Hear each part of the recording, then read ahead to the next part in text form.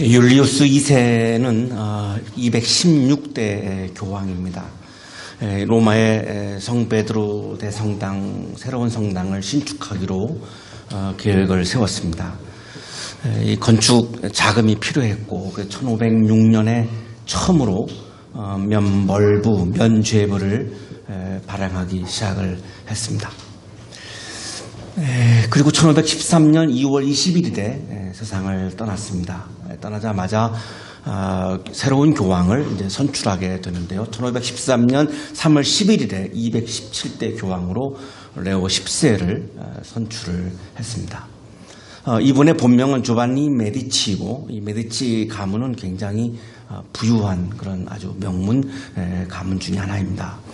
그 가문의 굉장한 뒷받침을 통해서 8세의 성직자로 입문을 했고요. 16세의 추기경이 되고 37세의 교황이 되는 정말 놀라운 그런 이렇게 행적을 보입니다. 성 베드로 대성당 계획을 계승을 해서 계속해서 박차를 가했고, 면죄부도 역시 재승인을 했고요. 율리우스 2세 때보다 굉장히 마케팅의 차원에서 볼 때는 굉장히 새로운 그런 방법을 통해서 굉장히 많은 면죄부를 발행을 하는 그런 또한 수완도 보입니다. 굉장히 사치스러운 생활을 했고요. 교황으로 재임하는 8년 동안 450만 두카토, 한 2천, 우리나라 돈으로 한 2천억을 소비를 하면서 교회를 완전히 파산 직전까지 몰고 갔던 그런 분이었습니다. 1521년에 1월 3일 날 루터를 파문을 시킵니다. 우리가 잘 알고 있습니다만 지금으로부터 500년 전에 물질을 추구하는, 욕망을 추구하는 지금 현재 이 로마 카톨릭이 과연 그것이 믿음인가, 진정한 신앙인가라고 하는 문제를 가지고 토론을 해보자라고 95개조 논제문을 베텐버르크 대학 교회 정문에다가 붙였던 것이고요. 그래서 이제 파문을 시켰고, 같은 해 12월 1일 날 46세의 레오 10세 교황이 세상을 떠납니다. 죽었을 때 많은 시민들은 안도의 숨을 쉬었고 그의 죽음을 축하하는 그런 진풍경이 벌어지기도 했습니다. 시오노 나나미라고 하는 일본의 역사학자이고 작가는 신의 대리인이라고 하는 책을 통해서 레오 10세에 대해서 이렇게 소개를 하고 있습니다. 그렇다 해도 교황님은 로마 황제도 아닌데 마치 옛날 황제처럼 돈을 쓴다고 사람들은 수군거리고 있습니다요. 그래서 아까도 말하지 않았나? 나는 로마에서 돈 쓰는 법을 배웠다고. 그리고 종교라는 것은 은행 따위와는 비교할 수도 없을 만큼 돈을 모으기에 적당해. 하지만 이런 일도 오래 계속되지는 않을 거야. 그 독일은 수도사 얘기를 들으셨군요. 루터 말인가? 아무래도 수입이 줄어들지 않을까, 그게 걱정이야. 어떤 분들은 레오 10세를 무신론자라고까지 평가하고 있을 정도로 이분이 한 발언들을 보면 과연 이게 신앙인가라고 하는 루터의 질문은 굉장히 합리적인 그런 질문이었음을 이렇게 느끼게 됩니다. 그는 교황으로 재위하는 동안 450만 두카토 약 2천억 원을 소비한 데다가 70만 두카토 약 300억 원에 이르는 빚까지 남기고 죽었다. 윌 두런트는 미국의 캘리포니아 대학에서 철학을 가르치는 철학자입니다. 문명이야기라고 하는 책을 통해서 이분도 레오 10세를 소개하고 있습니다. 레오는 교황 3인분을 해먹었다. 율리우스 2세의 국고와 레오의 수입, 그리고 후계자의 수입을. 그가 죽었을 때 로마는 역사상 최악의 재정 곤란을 경험했다. 젊은 신부 루터의 눈에는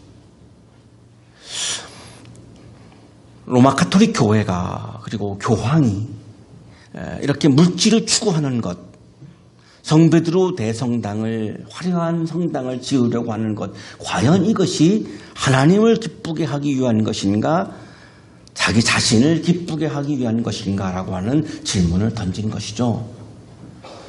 답이 나오지 않으니까 이거를 95개조라고 하는 질문서를 써가지고 좀 토론을 좀 해보시죠. 신앙이 무엇인지, 믿음이 무엇인지, 욕망이 무엇인지, 물질을 추구하는 것, 욕망을 추구하는 것을 과연 성당을 짓는 거라고 하는 이유만으로 이거를 정당화할 수 있고 이거를 신앙이라고 말할 수 있는가요? 라고 하는 그 질문을 너무나 답답해서 95개조 논제문을 성당 대학교회 앞에다가 붙였습니다.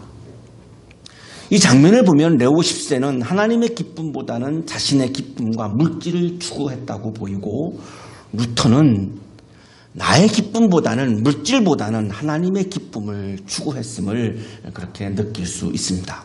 1517년 10월 31일 정오, 오늘로부터 딱 500년 전입니다. 이달 말 500년 전에 사면의 능력의 선언에 대한 논제, 과연 성당을 짓기 위해서 면죄부를 팔아서 그거를 사면 죄가 면해진다, 벌이 면해진다, 이것이 과연 성서적입니까? 신앙적입니까? 라고 하는 것을 95개조를 쭉 써서 그거를 성당, 대학교 앞에다가 붙였습니다.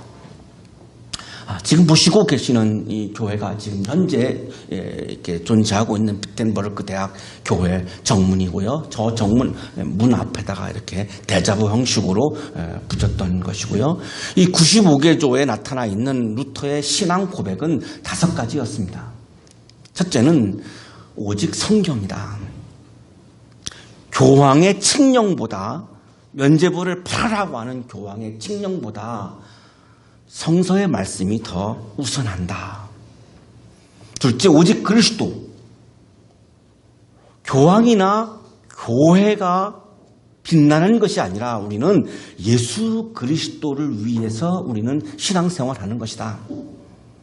교황이나 교회를 위한 신앙생활이 아니라 우리는 예수를 위한 신앙생활을 하는 것이다. 오직 은혜, 면죄부를 사는 공로, 성당의 건축 헌금을 내는 공로로 우리가 구원받는 것이 아니라 하나님의 값없는 은혜로 구원받는 것이다. 네 번째, 오직 믿음, 면벌부로 구원받는 것이 아니라 우리는 믿음으로 구원받는 것이다. 이 믿음은 행위가 있는 믿음이다. 다섯 번째, 오직 하나님께만 영광, 교황이 영광 받아도 안 되고 교회가 영광 받아서도 안 되고 하나님만 영광 받아야 한다. 이것이 신앙이지 않는가라고 하는 이런 5개의 신앙 고백을 가지고 95개조 논제문을 썼던 것입니다.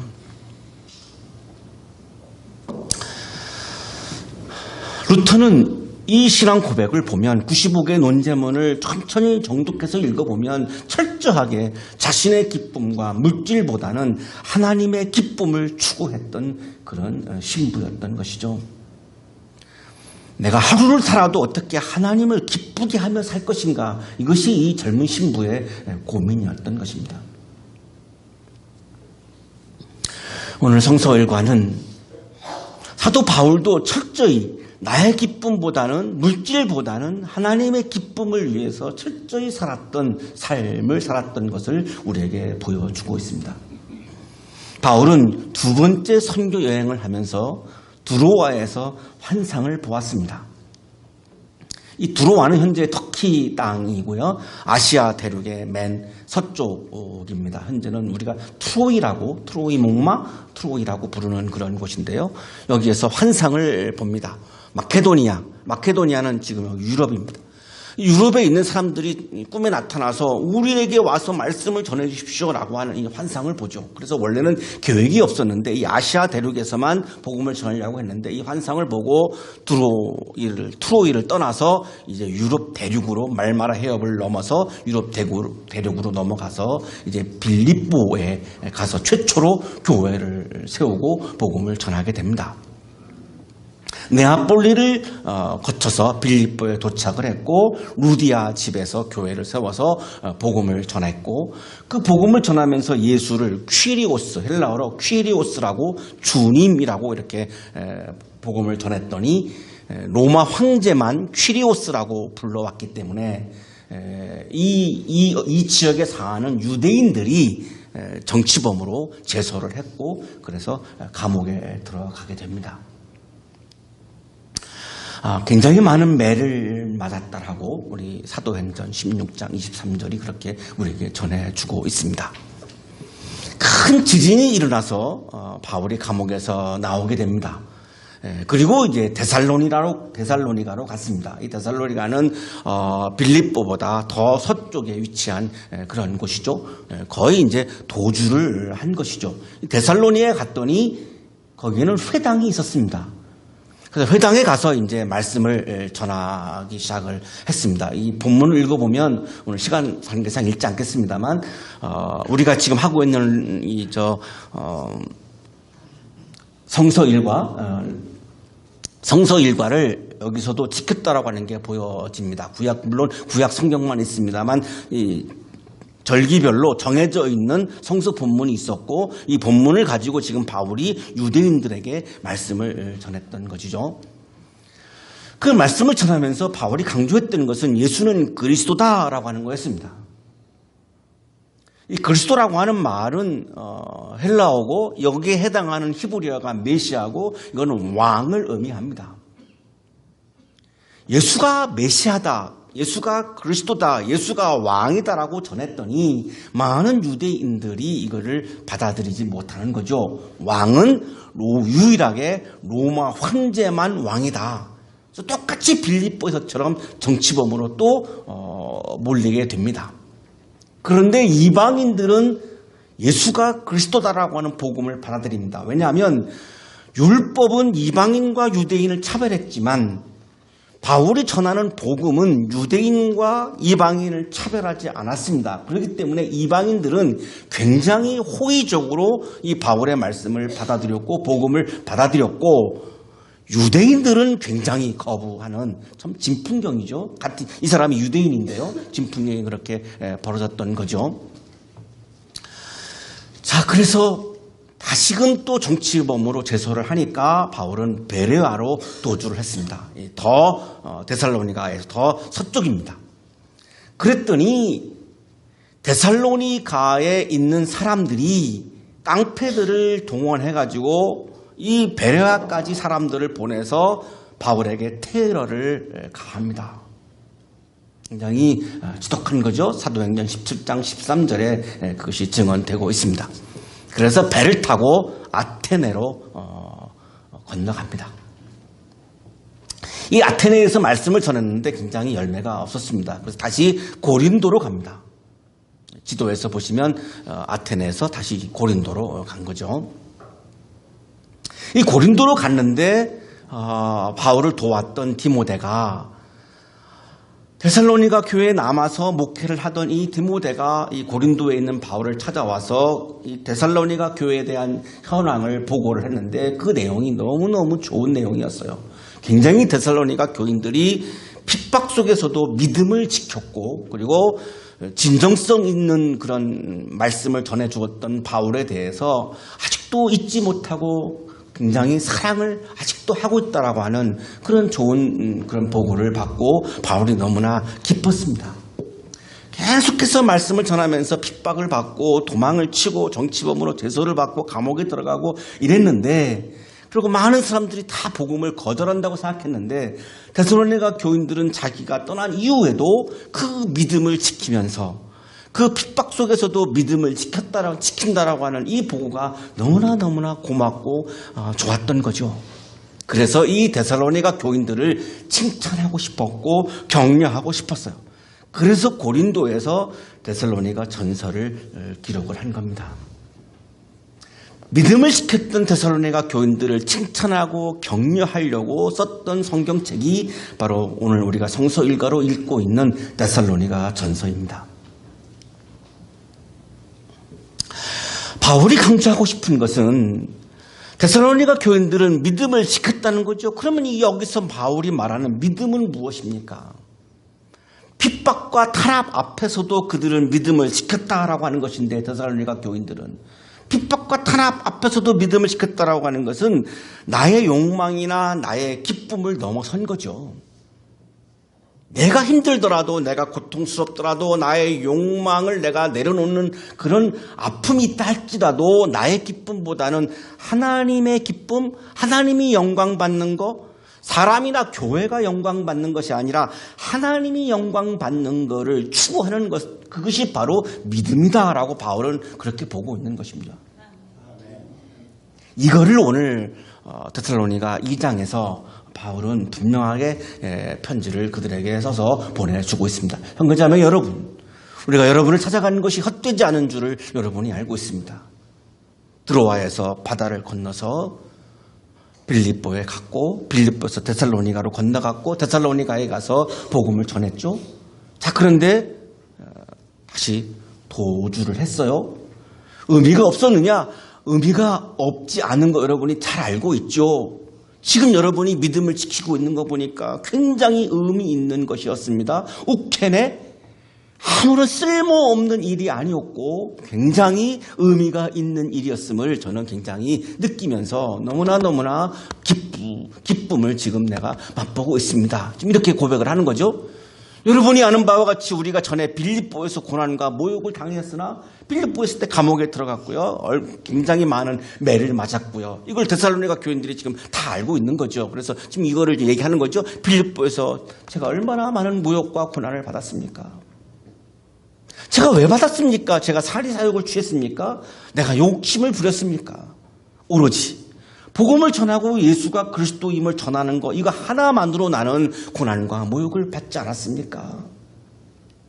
심한 반대 속에서도 하나님 안에서 담대하게 하나님의 복음을 여러분에게 전했습니다. 저는 그래도 고난과 그 모욕 앞에서도 제가 전한 것이 무엇입니까? 내가 영광 받으려고 나의 철학을 가르쳤습니까? 내가 영광 받으려고 나의 가치관을, 나의 이데올로기를 전했습니까? 저는 오로지 하나님의 영광만을 바라보며 하나님의 복음을 전했지, 나의 철학이나 나의 가치관이나 나의 이데올로기를 제가 이야기한 적이 없지 않습니까? 저는 오로지 하나님의 영광을 드러내고 하나님을 기쁘게 하는 것이 믿음이라고 생각하기 때문에 저는 그렇게 했던 것입니다. 바울은 철저히 자신의 영광을 생각하지 않고 교회의 영광을 생각하지 않았어요. 데살로니가의 교회의 영광을 생각했다면 로마 사람들과 타협을 해야죠. 그래야지 교회가 생존할 수 있죠. 그러나 바울은 교회가 영광 받아도 안 되고 내가 영광 받아도 안 되고 하나님만이 영광 받아야 되기 때문에 하나님의 복음을 포기할 수도 없고 이것은 타협할 수도 없었다라고 하는 고백을 하고 있는 거죠. 아곤이 심한 반대와 심한 탄압과 심한 그런 막 테러 이런 것에도 불구하고 저는 오로지 하나님의 복음만 전했습니다. 그 이유는 제가 지키려고 하는 믿음은 하나님을 기쁘게 하는 것, 하나님께 영광 돌리며 사는 것, 이것이 나는 믿음이라고 생각하기 때문입니다. 그래서 우리의 권면은 잘못된 생각이나 불순한 마음이나 속임수로 하는 것이 아니었습니다. 하나님의 영광을 위하는 것처럼 하면서 결국은 나의 영광을 추구하거나 교회의 영광을 추구하는 그런 돌로 속임수가 아니었지 않습니까? 마치 하나님의 영광이라고 이야기하며 내가 영광받고 교회가 영광받는 속임수를 쓸 수 있다는 것이죠. 많은 사람들이 의심했기 때문에 지금 바울은 이런 말씀을 하고 있는 겁니다. 그 당시에 복음을 전하는 사람들에 대해서 결국은 그걸 전해서 네가 영광받고 교회가 영광받으려고 하는 거 아니냐라고 하는 그런 문제제기가 있었던 거죠. 그래서 바울은 지금 이걸 분명히 밝히는 거죠. 만약에 교회가 영광받고 내가 영광받으려고 했다면 내가 이렇게 고난을 받고 모욕을 받으면서까지 내가 끝까지 내가 복음을 전했겠습니까? 내 이야기를 하고 내 주장을 했겠죠. 그렇지 않지 않습니까?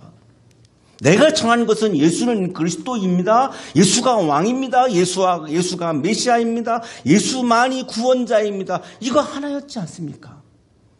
우리는 하나님께 검정을 받아서 맡은 그대로 복음을 전합니다. 하나님께서 나에게 맡겨주신 복음을 전했지 내 주장을 한 적이 없습니다.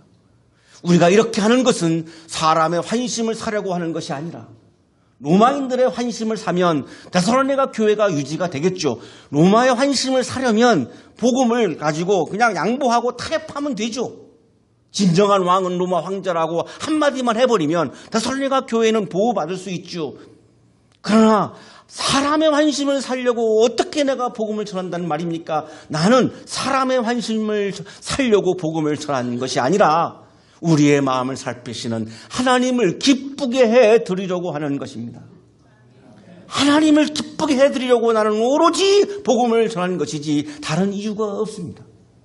내가 영광받아서도 안 되고 교회가 영광받아서도 안 되고 오로지 하나님만이 영광받고 하나님을 기쁘게 해드리기 위해서 존재하는 것이 교회요 그리스도인이고 저 바울입니다. 김세윤 교수의 주석입니다. 바울의 삶의 유일한 목적은 하나님을 기쁘시게 하는 것이었습니다. 인간을 기쁘게 하는 것이 아니었습니다. 하나님을 의식하여 복음을 선포하기보다는 사람에게서 오는 영광과 인기를 누리고 지지를 받으려 하는 자세로 사역하다 보면 아첨하는 설교를 하며 진리를 왜곡하기 쉽습니다. 바로 이것이 오늘날 한국에서 복음이 힘이 없어 보이는 이유입니다.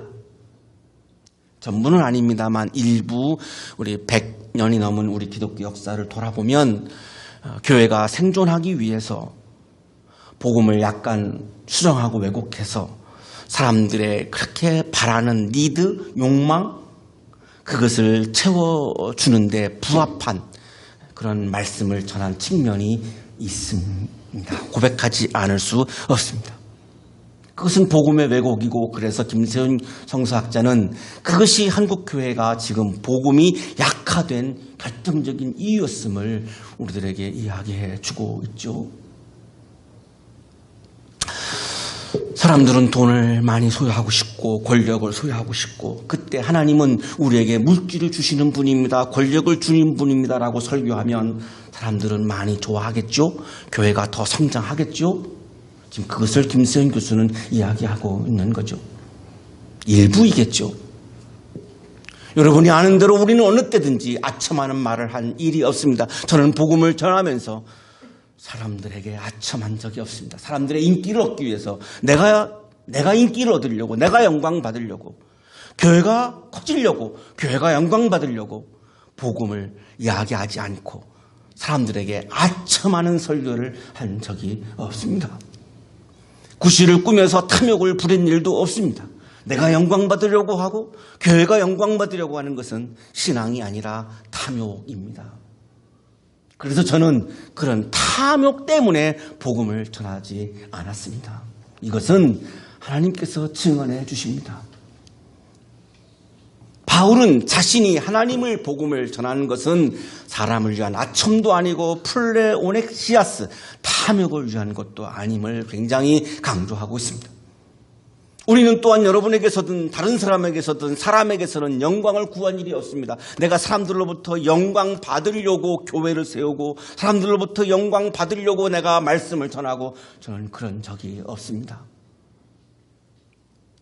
물론 우리는 그리스도의 사도로서 권위를 주장할 수도 있었습니다. 저는 사도였기 때문에 내가 권위를 가지고 막 내가 여러분에게 카리스마를 가지고 이야기를 해서 내가 영광 받을 수도 있고 내가 인기를 누릴 수도 있고 데살로니가 교회가 큰 교회가 되어서 우용을 자랑할 수도 있었습니다.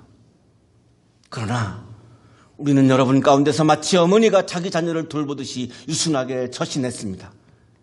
사도로서의 권위를 내세우지 않고 내가 영광받고 내가 기쁜 것보다 하나님이 영광받으시고 하나님을 기쁘게 해드리는 것이 신앙이기 때문에 저는 그런 카리스마를 가지고 권위를 가지고 여러분을 대하지 않고 어머니가 자녀를 돌보듯이 유순하게 여러분을 대하지 않았습니까? 우리는 이처럼 여러분을 사모하여 여러분에게 하나님의 복음을 나누어 줄 뿐만 아니라 하나님의 영광, 하나님의 기쁨만 중요했기에 저는 하나님의 복음만 나누어 주었지.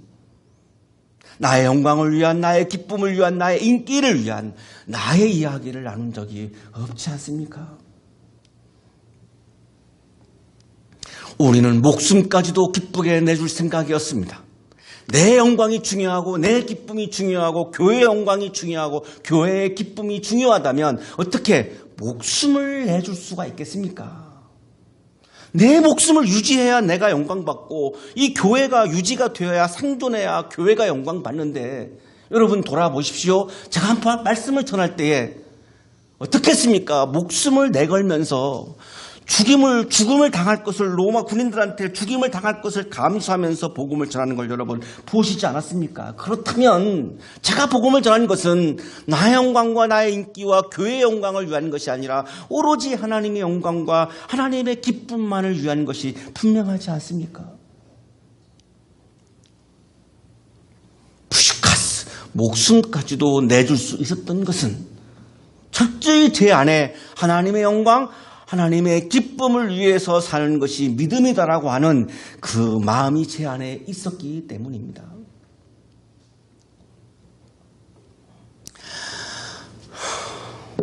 바로 이 바울의 믿음이 젊은 신부, 젊은 사제 루터의 마음속에서도 있었던 믿음이었고, 물질을 추구하고 나의 기쁨을 추구하고 예수가 아닌 교회의 영광을 추구하는 로마 가톨릭 교회를 보며 그 젊은 신부는 너무나 괴로웠고 그리고 고통스러웠고, 그래서 견디다 못해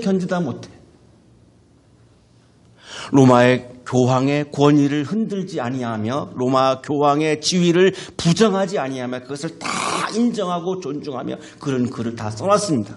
그것을 다 존중하며 제발 이거를 가지고 신앙적으로 한 사람의 신앙인으로서, 비텐버르크 대학의 신학부 교수로서, 신학자로서 제발 이거를 가지고 우리가 좀 토론을 해서 진정한 믿음이 무엇인지, 진정한 신앙이 무엇인지 그것을 토론하고 싶어서 그는 95개조 대자보를 붙였던 것이죠.